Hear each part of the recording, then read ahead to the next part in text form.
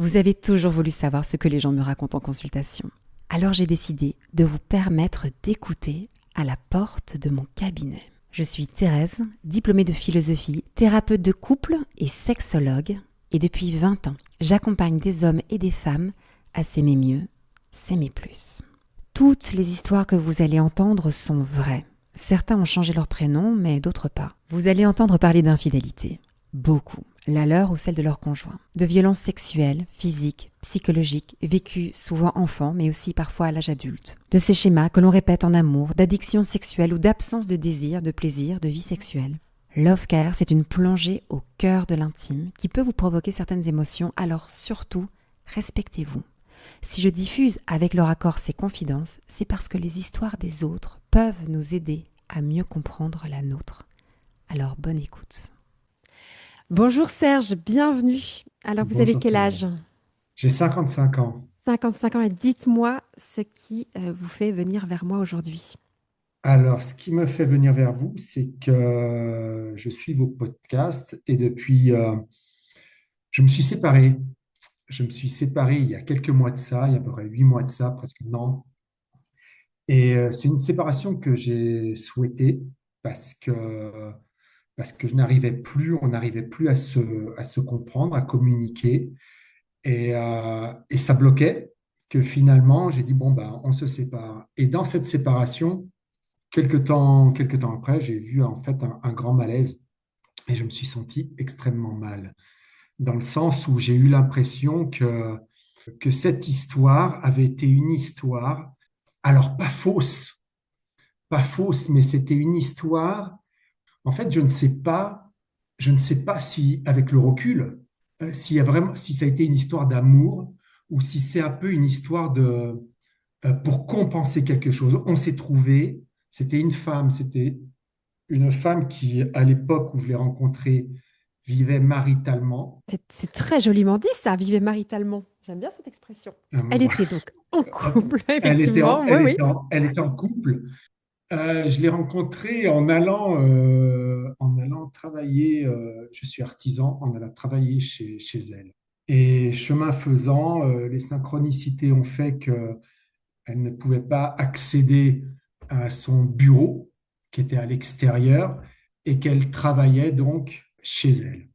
Et comme on était tous les deux à la maison pendant quelques mois, les liens sont nés à parler, à se confier, voilà, sur chacun sa sensibilité, sa façon de voir les choses. Et ça a nourri une histoire. Mais cette histoire, quand je regarde un peu avec le recul de la séparation, ça m'a ouvert les yeux en me disant, mais en fait, Serge, si si tu n'es pas bien dans ta vie à la base, tu vas rentrer dans des histoires qui vont te montrer ce qui te manque ou ce qui cloche. Donc, quelque part, je ne lui en veux même pas parce qu'il y a eu de la tromperie, mais qu'est-ce que c'est la tromperie? Ça, on peut en parler, hein. Ah, il a tromperie avec une fois que vous étiez ensemble. Ouais, il y a eu de la Donc tromperie. attendez, juste qu'on remette un tout petit peu de contexte, on va aller vraiment dans les profondeurs, vous touchez les vrais sujets, évidemment, c'est très intéressant comme question que vous posez, que je comprenne juste un tout petit peu mieux le contexte. Vous, à ce moment-là, quand vous la rencontrez, vous êtes célibataire ou vous aussi, vous êtes en couple? Moi, je m'étais séparé, je m'étais séparé du style, je rigole parce que je m'étais séparé 2 semaines avant, quoi. D'accord. Donc, en séparation de votre côté, elle en couple, vous travaillez chez elle, vous vous rencontrez. À force de parler, il y a de la connexion émotionnelle qui s'installe et la connexion sexuelle aussi. Tout à fait. S'ensuit une histoire entre vous et elle quitte son mari pour vous. C'est ça.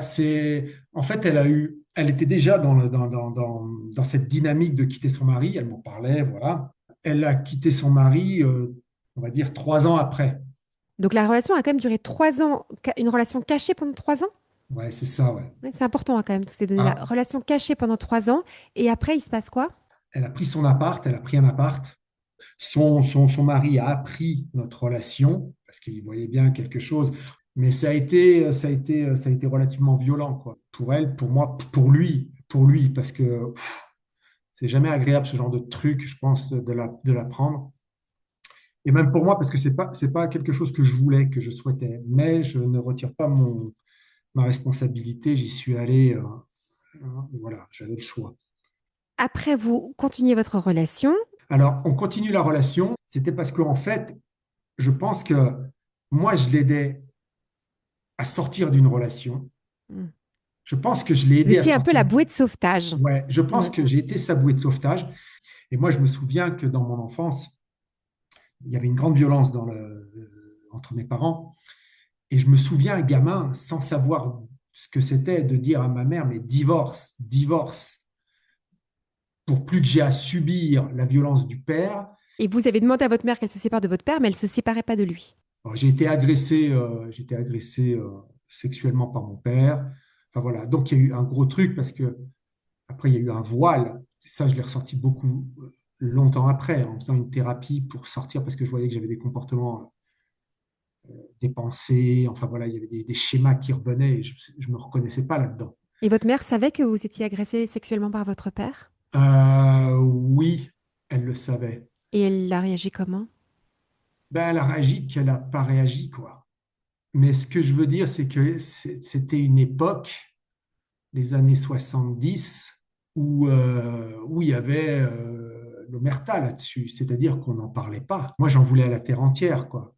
Que personne, les amis de la famille, personne ne puisse intervenir, quoi. Et qu'on laisse comme ça, quelque part. Donc, dans cette relation, je pense que j'ai été un peu le côté à la pousser à divorcer. Et c'est pour ça que ça a mis un peu tant de temps et qu'elle ne l'est toujours pas. Elle s'est séparée, mais elle n'est pas divorcée. Je me suis peut-être mis en sauveur. Et ce qu'il y a aussi, c'est qu'elle, je pense qu'elle m'a comblé le manque d'affection, le besoin d'amour.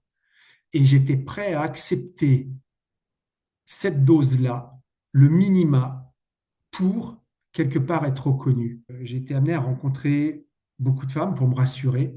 Et puis en même temps, je crois que je nourrissais aussi alors j'allais dire une haine là, dans la Oui. lancée, contre les femmes. Et Et pourquoi une haine contre les femmes? Elle vous vient d'où alors, cette haine? on met l'homme étant l'homme, le mec qui trompe, le mec lourd, le mec qui mate les filles, et que la femme est, alors à l'époque, c'était la femme au foyer, mais que la femme a une certaine dignité, a une certaine sensibilité, un certain respect. Et moi, à me dire, non, c'est pas vrai, quoi. Vous avez quand même donné des éléments importants par rapport à votre mère qui ne vous a pas protégé contre la violence de votre père, violence sexuelle de Voilà, votre père et la violence qui régnait dans le foyer. Il y a de quoi être en colère contre les femmes en général, hein, quand on c'est voit qu'elles ça. peuvent être complices de situations qui nous rendent malheureux. Voilà. Et qu'il y avait cette trahison, Mais c'est-à-dire oui, qu'il y avait une apparence quelque part féminine, rassurante, mère, mais en même temps qui peut être traître, quoi, qui peut trahir, qui peut mentir, qui peut cacher. Et quelque part, j'avais presque un plaisir sadique de fréquenter des femmes en station. Et dans les discussions, souvent, elles me disaient voilà, qu'elles pouvaient être mariées ou qu'elles avaient des copains. Et ça, moi, je m'en foutais. Et que je vantais le fait de carpe diem, il fallait vivre l'instant, blablabla, tout un. Et quelque part, c'était jamais des histoires qui duraient, et ça durait le temps de leur séjour. Mais ça me montrait que c'est toutes les mêmes, ce sont toutes les mêmes. attendez, c'est important ce que vous dites là, parce que ça a beaucoup de sens. Oui, C'est que c'est comme si le fait d'avoir ces relations avec ces femmes qui étaient déjà engagées, avec des hommes donc capables, des femmes capables de trahir, ça vous permettait de renforcer cette croyance que des femmes oui, peuvent être mauvaises, peuvent faire du mal, et que derrière cette image d'Épinal, de la mère au foyer ou de l'épouse, de la femme un peu, voilà, comme on l'imagine, la Sainte Vierge, quoi, eh bien en fait, non. Et vous, la première femme qui vous a trahi, c'est votre mère. voilà. J'ai des enfants, j'ai eu aussi des relations un peu plus longues, on va dire, pas que des histoires d'un soir. Ben, je vois qu'en fait, je me posais dans la relation, mais je me posais comme si tout était acquis. C'est-à-dire que j'arrivais dans la relation comme si, en fait, il n'y avait plus rien à faire. C'est comme si je revivais dans le foyer familial. Alors que non, je confonds la mère et la partenaire. C'est exactement là l'enjeu dans nos relations d'amour, de confondre notre partenaire avec notre mère, Hmm, parce que la première femme de notre vie, c'est notre mère. Et c'est assez étrange ce que je vais vous dire, mais c'est valable pour les hommes et pour les femmes. C'est-à-dire qu'on a souvent pensé que les femmes avaient cette même confusion avec leur père vis-à-vis de leur conjoint. Certains psychanalystes disent que on est toujours en train de rechercher sa mère. Même si on est une femme, on va quand même épouser sa mère, qui est la personne la plus importante dans notre construction, la première personne avec qui on a tissé une relation. C'est cette confusion qui entraîne toutes les dysfonctions dans la relation. Vous les verbalisez très bien. Et le moment où on prend conscience qu'on confond notre mère avec notre partenaire, eh bien, c'est ce moment-là qui va nous permettre de créer une relation qui soit plus authentique, avec des attentes qui soient plus réalisables, etc. Et sinon, en fait, on recherche chez l'autre ce qui nous a manqué de la part de notre mère, et on recherche aussi chez l'autre à réparer ce qui a été blessé avec notre mère. On recherche aussi chez l'autre qui se comporte comme ce parent pleinement aimant. Et forcément, comme l'autre n'est pas notre mère, ça va pas fonctionner. Mais donc, on a toutes ces projections. Ce que vous dites, c'est absolument clé. Tant qu'on n'a pas compris ça, on va reproduire sans cesse les mêmes erreurs. J'aimerais arriver à passer par-dessus ça et la trahison et, euh, et j'aimerais aussi avoir une meilleure estime de moi et me donner les moyens de vivre ce que j'ai envie, mais pleinement. La grande question, c'est de quoi avez-vous eu besoin de la part de votre mère qu'elle ne vous a pas donné? L'accompagnement, j'ai rien vécu, hein. En famille, je n'ai rien vécu. Elle vous laissait seule. Oui, ben c'était exactement ça. Je vivais dans mon univers. J'avais ma chambre. C'était mon univers. Je n'en sortais pas. Déjà, ma chambre, c'était pas ma déco. C'était sa déco. Donc, c'était assez lourd.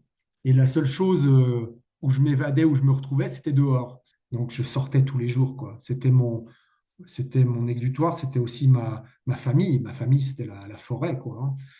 Je partais en forêt toute la journée.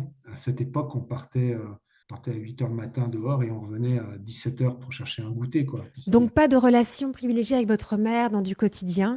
Et ça vous a manqué.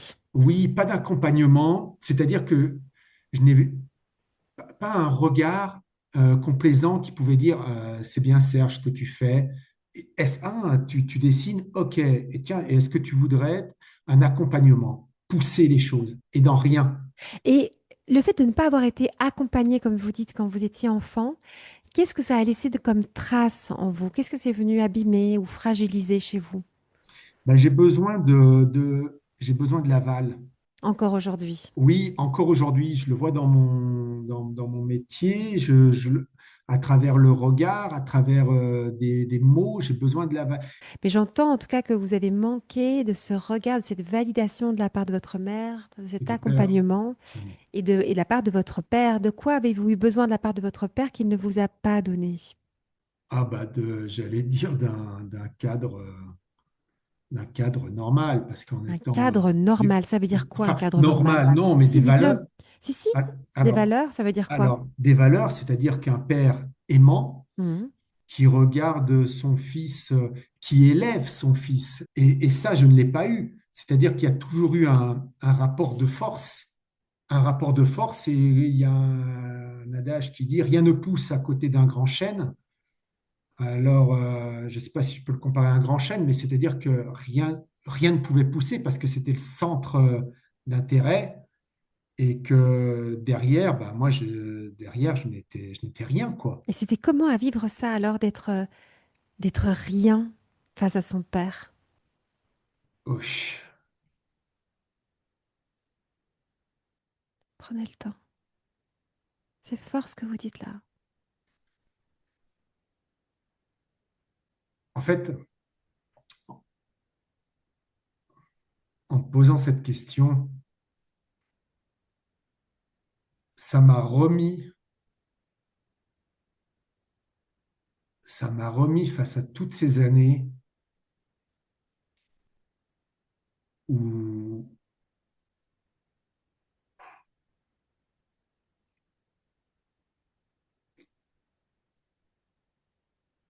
Je comprends votre émotion.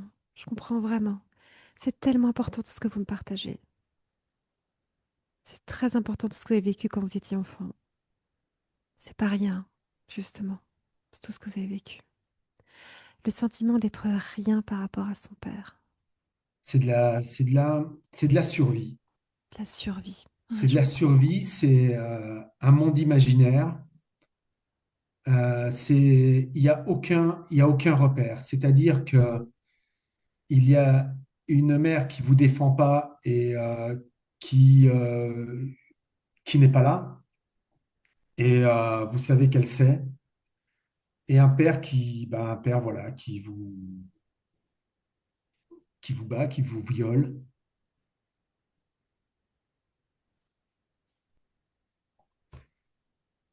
Et ensuite, il y a rien. Il y a pas de réseaux sociaux, il n'y a pas de personne à qui aller parler. Donc, il y a des tentatives de suicide. Il y a, il y a beaucoup de prières, beaucoup de prières. Alors, je priais à l'époque parce que j'avais besoin de prier. Je priais, mais il y a rien il y a rien pour se bâtir. Il n'y a rien du tout parce que je n'en parle pas. Je n'en parle pas et je suis complètement braqué. Je voyais ce qui se passait. Ils avaient des métiers en lien avec les gens. Voilà, ils étaient dans la ville, ils étaient connus. Il y avait des liens sociaux importants. Et j'étais enfant de cœur. Ils m'avaient mis enfant de cœur à l'époque. Et je voyais et je me braquais contre tout ça, quoi, parce que je me disais, je vais dans des lieux de culte et je peux même pas être aidé, quoi. Je peux même pas en parler. On respecte mon père, on respecte ma mère. Et ouais, c'était vieux, ouais, quand j'en pense là, c'était hyper violent. Qu'est-ce qu'on va penser? J'écrivais ça parce que j'écris beaucoup. J'écrivais ça l'autre jour et je m'en étais pas rendu compte, mais le nombre de fois où on me disait, mais Serge, qu'est-ce qu'on va penser de nous? Le regard de l'autre, voilà, le regard de l'autre. Qu'est-ce qu'on va penser de nous? Et je me dis, punaise, il doit être, je dois être marqué au fer rouge avec ça. Qu'est-ce qu'on va C'est-à-dire, penser de nous? ouais, Cette obsession de l'image, alors qu'à la maison, vous étiez battu, vous étiez violé par votre propre père, votre mère le savait, et elle ne vous protégeait pas, elle ne disait rien. Être enfant de cœur, même au sein d'une église, vous n'étiez pas protégé. Enfin, je comprends comment vous avez eu des pensées très très noires. hmm, Et ce que j'entends beaucoup dans votre témoignage et qui est assez bouleversant, c'est que votre mère elle-même n'a rien dit. C'est un sujet dont on ne parle quasi pas, la complicité de certaines femmes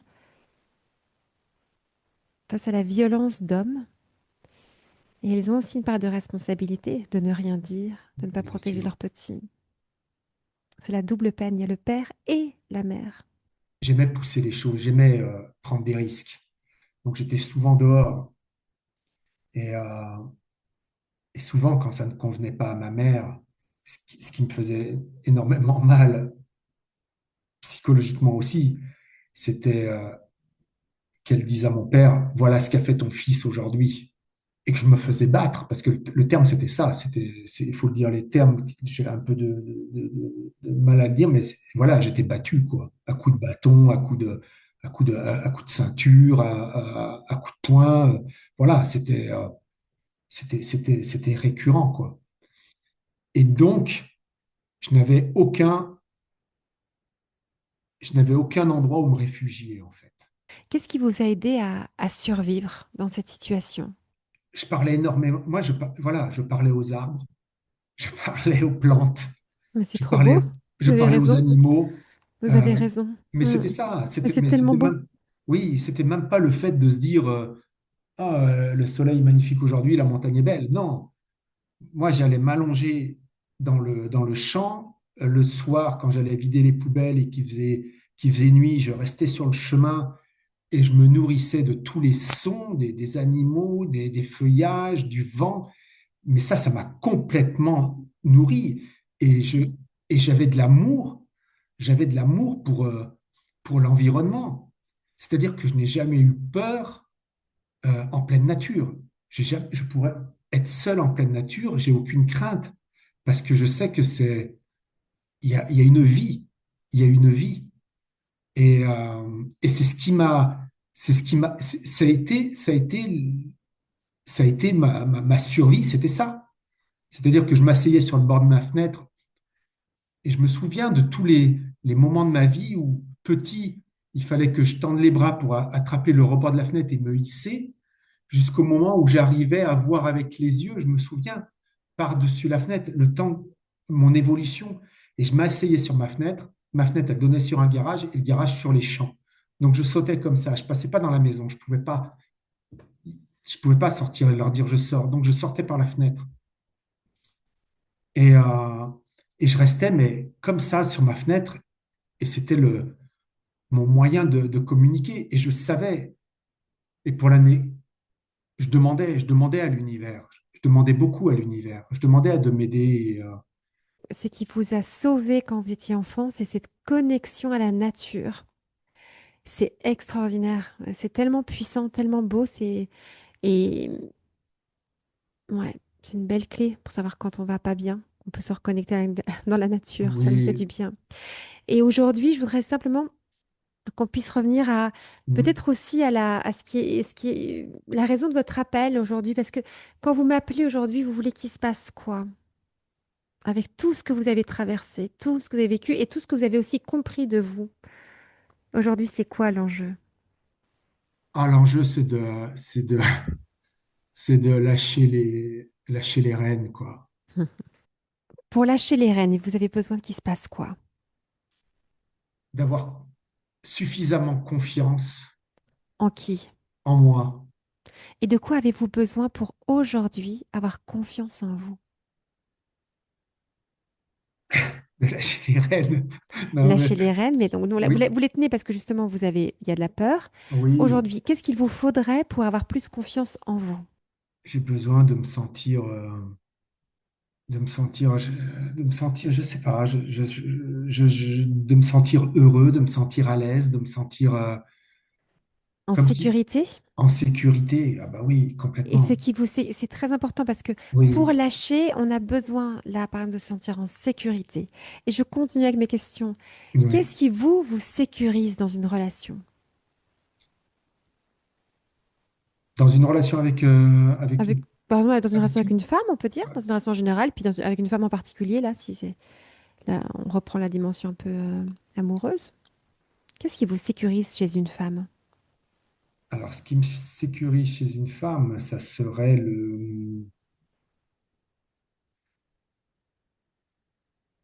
l'honnêteté, l'honnêteté et mon honnêteté aussi. L'honnêteté. Mm. Et je continue avec mes questions. Ça veut dire Mhm. quoi pour vous être honnête? Ça veut dire que ça commence déjà par moi à être honnête et à être détaché de tout ce que j'ai pu avoir comme image, comme jugement. C'est-à-dire que tant que j'aurai au fond de moi encore le fait qu'une femme peut trahir, euh, eh ben, je pense que j'attirerai ce genre de personnes. C'est exactement ça. On attire à soi ce qu'on vibre, on attire à soi toutes les croyances qu'on a au fond. Hmm. Et quand vous avez fait l'expérience que la personne qui était censée vous aimer, vous protéger, elle vous a trahi par son silence, euh, elle vous a même trahi parce que parfois elle vous mettait dans les griffes de votre père qui après vous battait. Donc pas seulement par son silence, elle était aussi, comment dire, elle a agi aussi de façon très concrète pour ça. Le fait d'avoir été trahi par sa mère, le problème c'est qu'on risque d'enregistrer dans son cerveau que toutes les femmes peuvent trahir. Or, votre mère n'est pas toutes les femmes, c'est juste elle. Et c'est assez compliqué à un moment d'enregistrer l'information que toutes les femmes ont la capacité de trahir, toutes les femmes sont capables de faire du mal, on a cette capacité parce qu'on est humaine, mais toutes les femmes ne le font pas. Elles en sont capables, mais c'est pas pour ça qu'elles le font. Donc votre mère, elle était capable et elle l'a fait. Il y a d'autres femmes qui sont capables, mais qui peuvent décider de ne pas le faire. Je vais vous prendre un autre exemple pour illustrer un peu le propos et le simplifier. Euh, Quand on a été mordu par un chien, moi c'était mon cas quand j'étais petite. Excusez-moi, c'est un peu trivial comme exemple par rapport à tout ce que vous avez partagé, mais c'est pour expliquer comment ça fonctionne. Euh, Quand on est mordu par un chien, après on enregistre que les chiens peuvent mordre et que ça fait très mal. Après, ce qui se passe, c'est qu'on risque d'avoir peur de tous les chiens. Dès qu'un chien arrive, un petit, un grand, un bien élevé, un mal élevé, peu importe, on a toujours peur des chiens. Et quand on a peur des chiens, est-ce que vous savez ce qui se passe? Eh bien, quand on est en groupe, le chien, quand il y a un chien qui est quelque part, quand il y a un chien qui se balade près de nous, ce qu'il va faire, c'est qu'il va venir vers nous. Et moi, je disais à chaque fois, mais pourquoi il vient vers moi? J'ai peur. Et tout le monde me disait, il vient vers toi parce que tu as peur. Mais j'ai dit, mais s'il vient vers moi, je vais encore avoir plus peur. Et donc, moi, je m'agite dans tous les sens, je crie, je gigote dans tous les sens. Et là, le chien, forcément, ça lui fait peur. Donc, il sort ses crocs. Mais moi, ça me fait encore plus peur. Et là, l'accident risque de se reproduire. J'attire à moi ce qui me fait peur. Il ressent ma peur, il vient vers moi. Eh bien, pourquoi je prends cet exemple-là? Parce que quand on a été trahi, par exemple dans son enfance, comme c'était le cas, battu, qu'on nous a manqué de respect, on risque de penser que ça peut toujours arriver. Et là, si on prend l'exemple des femmes, que toutes les femmes peuvent trahir. Et donc, forcément, on va attirer à soi des femmes qui sont dans cet état d'esprit de trahison, de malhonnêteté, de duplicité, etc. Et donc, vous avez dit, bah voilà, c'est bien la preuve que toutes les femmes peuvent trahir. Vous avez rencontré pas mal, ça fait partie de pas mal de vos conquêtes, étaient des femmes menteuses, manipulatrices, qui trahissent. Enfin oui, c'est vrai qu'elles ont été toutes ces femmes-là. Donc, ça donne raison à votre croyance. Vous dites, bah, j'ai raison d'avoir peur des femmes. Mais en fait, en réalité, c'est parce que vous attirez aussi à vous, parce que vous avez cette peur. Mais cette peur, elle ne vient pas de nulle part. Et c'est ça qui était important, en fait, de comprendre, c'est que d'où ça vous vient. Et on prend le temps un tout petit peu d'écouter votre histoire. Vous avez vraiment vécu une expérience de trahison. C'est pas dire que c'est pas une peur imaginaire, c'est pas une peur phobique qu'on imagine, c'est réel. Voilà, je dis la morsure du chien, elle était réelle. Alors aujourd'hui, ce qui est terrible, moi me souviens quand j'avais encore donc peur des chiens, ce que les gens disaient c'est mais tu dois pas avoir peur, il est gentil mon chien. C'est encore pire quand on me dit ça parce que c'est comme si je me sentais encore plus idiote d'avoir peur des chiens. Parce qu'on dit mais n'aie pas peur, tu dois pas. Oui, on va me culpabiliser. Un peu comme si je vous disais mais Serge, toutes les femmes sont pas des infidèles, sont pas des femmes qui se trompent, sont pas des femmes méchantes, sont pas des femmes qui sont malhonnêtes. N'ayez pas peur. Et je pourrais vous répondre comme ça un peu bêtement, mais vous le savez que ça peut arriver. Donc, on ne va pas vous la faire à l'envers. C'est pour ça que l'étape pour en sortir, c'est de rentrer, de sortir de la peur et de rentrer dans la prudence. La prudence est une vertu. La prudence, c'est que je sais que les chiens peuvent mordre, mais tous les chiens ne mordent pas à n'importe quelle occasion. Donc, j'apprivoise le chien. Une fois que je me sens en confiance, je peux établir une relation avec cet animal. Donc, je ne vais pas, comme un enfant, je ne me précipite pas sur un chien comme ça, parce que ça peut être dangereux. Et ce qui est valable pour un chien est valable pour tous les êtres qu'on rencontre. Donc, désolé pour la comparaison, mais c'est juste pour l'illustrer et que du coup, ça parle un peu de façon claire. C'est la même chose. Vous savez que les femmes sont capables de trahir. La question, c'est comment vous établissez une relation avec une femme pour apprivoiser cette femme, pour créer une relation de confiance, pour que ce danger que vous redoutez n'arrive pas. Donc faire preuve de prudence. Et la prudence, je vous le redis, c'est une vertu. C'est très bien d'être prudent. C'est pas bien de ne pas être prudent. Donc avec les femmes, il faut être prudent. Comme avec les hommes, il faut être prudent. Comme avec les animaux, il faut être prudent. Enfin, bref, c'est bien d'être prudent. Euh, et pour ça aussi, c'est d'arriver à apaiser ces trop-plein d'émotions quand elles nous submergent. Mais déjà, bon, excusez-moi pour la comparaison, parce que franchement, je me sens un petit peu idiote, mais est-ce que vous comprenez en tout cas ce point-là? Bien sûr, tout à fait, ouais. On va pas l'enlever, cette cicatrice que vous avez de votre enfance. Vous allez vivre avec cette cicatrice. Elle va vous rappeler simplement de faire preuve de prudence dans votre vie. Est-ce que vous pouvez imaginer ce que ça signifie faire preuve de prudence avec les femmes? Très concrètement, ça peut signifier quoi? Ça veut dire prendre, pour moi, Oui. et ça me fait sourire quelque part parce que j'ai un peu cette spontanéité, un peu le côté, si on revient par rapport au chien, alors je dirais un peu le côté chien fou. C'est-à-dire que je peux très vite m'engager dans quelque chose, me lancer dans quelque chose sans réfléchir. Mm. Juste parce que ça me vient comme ça et je me dis, c'est bon. Mm. Et ce que ça me montre, c'est de me poser, de respirer peut-être avant et de quitter euh, quitter un peu cette spontanéité pour voir ce que ça touche et ce que j'en fais quelque part. On va avoir une certaine chronologie des choses, quoi. Et Ça, je c'est pense déjà que, un point très important. Oui. oui, je pense que je peux avoir la maturité suffisante maintenant pour me dire, voilà, dans cette expérience, je rencontre, qu'est-ce que je pense? Ah, elle est super, c'est la femme de ma vie. L'émotion, bing, excité comme un fou. Mais ça peut aussi m'amener comme action droit dans le mur, quoi. Oui, donc Donc, peut-être que là, vous avez une clé, c'est pour faire mhm, preuve de prudence, d'écouter évidemment ce qu'on ressent au niveau de son cœur, écouter ce qu'on ressent au niveau de son corps, mais faire preuve aussi d'intelligence dans les relations. Par exemple, quand je rencontre une femme et que j'apprends qu'elle est déjà engagée avec un homme et qu'elle se permet de créer une ambiguïté avec moi, ouais, warning, warning, ouais, ouais, c'est que ouais, ouais, cette femme-là, elle est capable de trahir, elle n'est pas très très au clair, c'est pas le moment de s'engager avec elle. Vous voyez. Et au lieu de ça, vous voyez, vous vous êtes engouffré dans la relation, là, c'est ce que vous m'avez partagé tout à l'heure, et forcément, tout est foireux. Si tu es capable de faire ça, c'est qu'il y a quelque chose qui n'est pas encore très au clair envers elle. Donc, tiens, je vois aussi d'autres signaux, je prête attention à ce qui se passe dans la relation et que je ne me laisse pas juste emporter par mes émotions. Ça, typiquement, ça peut vous permettre de mieux choisir les femmes qui vont accompagner votre vie et de pas être, comme on dit, ce chien foufou là qui s'embarque, qui est emporté par ses émotions. Mais ça, c'est juste faire preuve de maturité dans une relation et c'est pas mal de faire ça. Alors, il faut pas être que dans l'analyse, d'accord, mais il faut aussi faire preuve d'intelligence dans ses relations.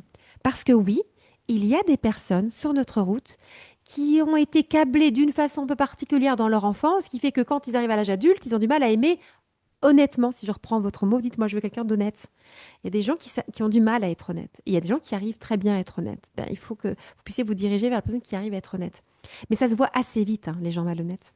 C'est-à-dire que si on a cet éclairage-là, on se dit, ah, je peux repérer. Parce que là, typiquement, avec cette femme-là, vous l'aurez vu en 2 secondes et mais je demie. l'ai vu, mais je l'ai vu Mais en vous deux êtes parti à secondes. plein de balles à ce Mais moment-là. oui, oui, mais c'est ça. En Mm, fait, le côté maturité, intelligence, mm. ça me parle. Voilà, prends le temps. Parce que tous ces signes-là, je les avais vus. Ouais. Le premier jour, j'ai senti plein de trucs Mais vous comme ne les ça. avez pas écoutés. Mais je Mm, les ai pas écoutés. ouais. Et c'est là que...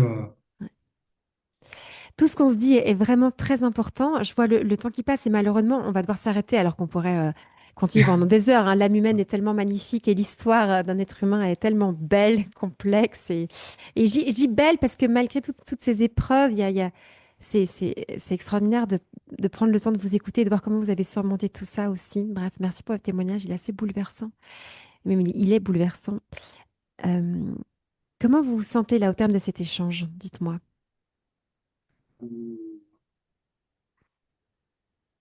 Alors, je me sens ému d'avoir été écouté, euh, d'avoir pu partager, je dirais surtout d'être écouté, écouté dans cette vérité et d'oser, alors, d'avoir senti, voilà, chez vous cette honnêteté, mais l'honnêteté, j'allais dire, c'est, voilà, j'ai sorti ce mot tout à l'heure, mais je crois que c'est surtout le mot qui va rester, et c'est peut-être intelligence et maturité. Et sans que ça soit une critique, mais de se rendre compte qu'en fait, Serge, tout est là. Tout est là. Depuis, oui, tu t'es nourri de la nature, on t'a tout donné. Tu sens les choses. Maintenant, écoute-les, serre-toi de cette sensibilité parce que tu avais tout compris. Les premières secondes où tu as rencontré cette personne, tu avais déjà tout compris. J'avais tout compris. J'avais tout compris. Mais vous savez, Serge, c'est ça qui est le plus terrible dans toutes les violences sexuelles qui sont faites pendant l'enfance, c'est que ça vient de nous couper de notre intuition. C'est-à-dire Hmm. qu'on ressent émotionnellement que quelque chose ne va pas. On sent dans son corps que quelque chose ne va pas. Mais comme les adultes agissent de cette façon-là, là, votre père agit de cette façon et votre mère ne dit rien, dans l'esprit de l'enfant, il ne peut rien comprendre à ce qui se passe. C'est-à-dire que c'est comme si ce qu'il ressentait n'était pas légitimé. Parce qu'au lieu qu'il y ait une cohérence entre ce qu'il ressent et ce qui est bien ou ce qui est mal, il n'y a pas de cohérence, il n'y a pas de repère, vous l'avez très bien expliqué. C'est une des conséquences les plus graves des violences sexuelles. Et voilà pourquoi vous arrivez comme ça aujourd'hui. avec cette difficulté à vous faire confiance, cette difficulté à avoir une bonne estime de vous, parce que c'est venu briser ça à ce moment-là. D'où le fait que ce sont des actes immensément graves, parce qu'ils nous privent de quelque chose d'essentiel à notre bonheur et à la vie.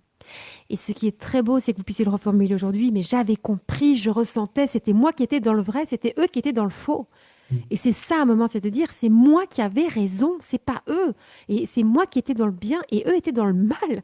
Et un moment, en se rappelant ça, en portant ce regard d'adulte sur ce qui s'est passé, c'est de légitimer ce qu'a vécu cet enfant, qui était vous, et de dire, cet enfant, il avait raison. Il sentait les choses. Il pouvait se faire confiance. C'était lui qui était dans le vrai. Et ça va vous aider aujourd'hui à vous refaire confiance. Vous êtes dans le vrai, vous sentez bien les choses. Et en plus, vous pouvez particulièrement vous faire confiance parce que vous avez même senti ce qui était bon de faire dans les cas extrêmes de violence. Cette connexion à la nature, quand vous en avez parlé, moi, ça m'a bouleversée parce que je trouve ça tellement juste, tellement vrai. Et je me dis, c'est fou comme un petit garçon qui a pu intuitivement sentir que c'était là euh, la solution pour sortir de cette situation qui était terrible. Euh, C'était même pas dans les églises, quoi. C'était dans la nature. C'est là qu'il faut aller. Ouais. Et c'est très beau. Donc, faites-vous confiance. Vous avez toujours pu vous faire confiance parce que vous étiez dans le vrai. Vous étiez avec des adultes qui n'étaient pas, mais vous, vous étiez dans le vrai. Et quand vous vous raccrochez à ça, vous allez voir que ça va vous donner une force dans votre vie. On va se laisser avec tout ça. Ça vous va? Je peux? Ça me va très bien. Ouais? Oui, J'ai envie de oui. poursuivre, hein. Oh, c'est un peu frustrant, mais courage, bonne continuation dans toute votre réflexion pour gagner en liberté, en confiance et pour pouvoir créer des relations qui soient saines. Il y a effectivement des femmes qui sont honnêtes. Elles existent. Je vous souhaite de les rencontrer, que vous puissiez avec elles lier une belle relation d'amour, d'abord d'amitié, puis avec peut-être une grande relation d'amour. Mais ça existe, ouais. Merci pour votre témoignage. Merci Thérèse Au pour votre revoir. écoute. Bon après-midi. Au Bonne revoir. continuation. Au revoir. Si l'écoute de cette consultation vous a permis de mieux comprendre la complexité des relations humaines, des relations d'amour, des relations sexuelles, si elle vous a donné des clés pour éclairer votre propre vie ou celle de vos proches, mettez un avis 5 étoiles, likez la vidéo, abonnez-vous pour que je puisse le savoir et vous en proposer d'autres. C'est très important pour moi. Je poursuivrai cette aventure seulement si elle vous aide. Si vous sentez le besoin d'être accompagné, sachez que j'organise des stages réservés aux célibataires, des stages réservés aux femmes, des stages réservés aux couples, que chaque semaine je vous envoie une newsletter, le boudoir de Thérèse, où je vous partage des idées pour raviver la flamme sexuelle, qu'il y a un catalogue de plus de 70 conférences sur l'amour et la sexualité à écouter et que je reçois aussi en consultation privée. Allez faire un tour sur mon site internet www.theresargot.com. À très bientôt pour une nouvelle consultation.